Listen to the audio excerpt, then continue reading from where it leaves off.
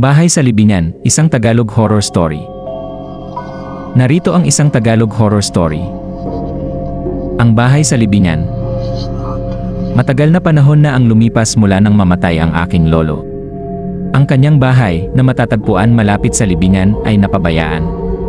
Ang mga kamay ng mga kamag-anak ko ay nanghina na sa pag-aalaga ng bahay. Isang gabi, nagpa siya akong bisitahin ang bahay.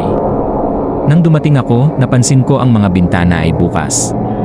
Ang mga pinto ay naglalagasan. Parang may naghihintay sa akin. Nang pumasok ako, narinig ko ang mga tunog ng mga hakbang. Parang may naglalakad sa itaas. Tinignan ko ang mga kwarto, ngunit walang makita. Bigla, narinig ko ang isang boses.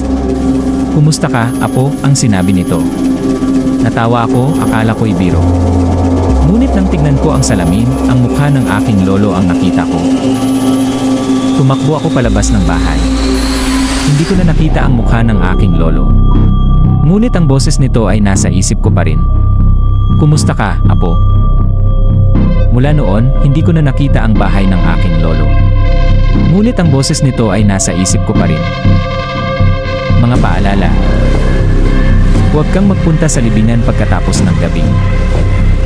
2. Huwag kang bisitahin ang bahay ng patay. Huwag kang makinig sa mga boses na hindi mo kilala. Kung hindi mo susundin ang mga paalala, maaaring kang magising sa isang gabi at marinig ang boses ng iyong mga ninuno.